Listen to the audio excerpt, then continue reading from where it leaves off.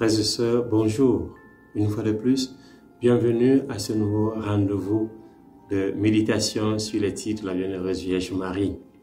Depuis le mercredi des cendres, nous avons choisi de cheminer avec Marie en méditant chaque jour un titre tiré des litanies de la Vierge Marie.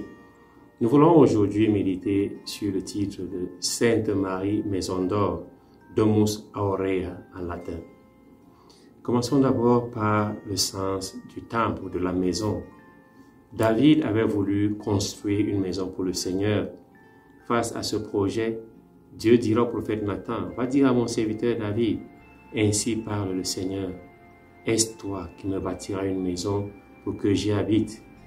Depuis le jour où j'ai institué des juges pour conduire mon peuple Israël, oui, je t'ai accordé la tranquillité en te délivrant de tous tes ennemis. Le Seigneur t'annonce qu'il te fera lui-même une maison quand tes jours seront accomplis et que tu reposeras auprès de tes pères. Je te susciterai dans ta descendance un successeur qui naîtra de toi et je rendrai stable sa royauté. C'est lui qui bâtira une maison pour mon nom et je rendrai stable pour toujours son trône royal. Deuxième livre de Samuel, chapitre 7, versets 11 à 13.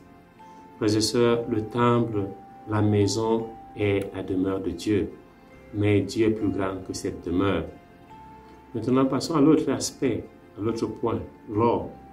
Pendant la construction de l'arche de l'Alliance et du tabernacle, Dieu avait donné des instructions précises à Moïse pour la construction de sa demeure. Une grande quantité d'or avait été utilisée et le peuple qui était sorti d'Égypte a contribué à la construction de cette arche de l'Alliance et de ce tabernacle. Plus tard, pour la construction du temple, une énorme quantité d'or avait été également recueillie. David avait rassemblé presque 990 tonnes d'or pour la construction de la maison de Dieu. Le peuple lui avait contribué à près de 150 tonnes d'or comme offrande volontaire. Au moment de son intronisation, Salomon disposait déjà 640 tonnes d'or.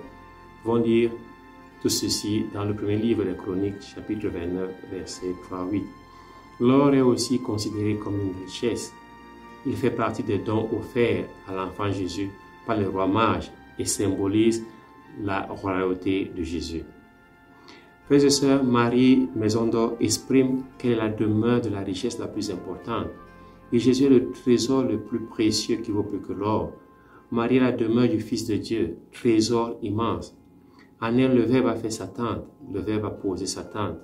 Elle est demeure d'or, car en elle, Jésus, le Fils unique de Dieu, y a fait sa demeure. Marie est également maison d'or, car elle-même est précieuse et parfaite. C'est pourquoi Dieu l'a choisie. C'est d'elle qu'avait annoncé le cantique des cantiques. Une femme parfaite qui la trouvera. Elle est plus précieuse que des perles. Proverbe chapitre 31, verset 10. Marie est maison, demeure d'or, car elle est modèle de pureté. Elle est l'Immaculée Conception, la comblée de grâce d'une part. D'autre part, elle est aussi celle en qui a demeuré Jésus le parfait, le Saint des Saints. Marie est encore maison d'or, car à la visite des mages, des rois mages, elle a reçu de ceux-ci de l'or comme présent. L'or était destiné à l'enfant, mais c'est à elle que les mages ont remis les présents, l'encens, l'or et la myrrhe. Elle les a conservés comme on conserve le trésor dans une maison. Le texte de Matthieu chapitre 2 verset 10 à 11 dit « Quand les mages virent l'étoile, ils se réjouirent d'une grande joie. Ils entrèrent dans la maison, ils virent l'enfant avec sa mère Marie, et tombant à ses pieds, ils se prosternèrent devant lui. Ils ouvrirent leur coffret et lui offrirent leurs présents, l'or, l'encens et la myrrhe. Enfin, Marie est maison d'or, car comme l'or s'obtient à travers un processus de purification, par la prophétie de Siméon et par sa participation à la passion de son Fils Jésus-Christ, Marie est éprouvée comme de l'or. Saint Pierre dit, « Aussi vous exultez de joie, même s'il faut que vous soyez affligés pour un peu de temps encore, par toutes sortes d'épreuves. Elles vérifieront la valeur de votre foi, qui a bien plus de prix que l'or, cet or voué à disparaître et pourtant vérifié par le feu, afin que votre foi reçoive louange, gloire et honneur quand se révélera Jésus-Christ. Première lettre de Pierre, chapitre 1, verset 6 à 7. Frères et sœurs, ce temps de carême, en contemplant Marie, maison d'or, découvrons notre valeur, notre préciosité.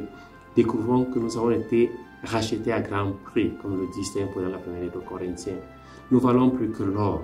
Que Marie, maison d'or, nous enseigne à vivre dans la pureté, en acceptant la purification par les épreuves, comme lorsque l'on purifie l'or.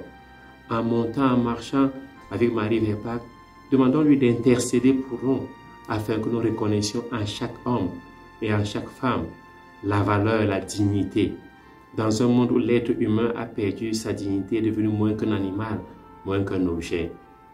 En vivant avec Marie, qu'elle nous aide à découvrir notre valeur d'enfant de Dieu, racheté à grand prix, racheté par le sang de Jésus-Christ, qui a plus de valeur que les perles et l'or. Terminons par cette prière. Ô Marie, maison d'or, vous êtes bénie entre toutes les femmes. Mère Immaculée, soyez la reine de mon cœur, soyez la maîtresse de ma maison. Vous en qui Jésus, le Verbe de Dieu, a posé sa tente, intercédez pour nous. Obtenons l'Esprit de votre Fils pour que nous soyons couverts de son ombre et que nous vivions dans la pureté et la sainteté. Ô Marie, Mère de miséricorde, couvrez nos âmes et nos maisons de votre manteau protecteur. Amen. Ô Marie conçue sans péché, priez pour nous qui avons recours à vous, et que Dieu vous bénisse.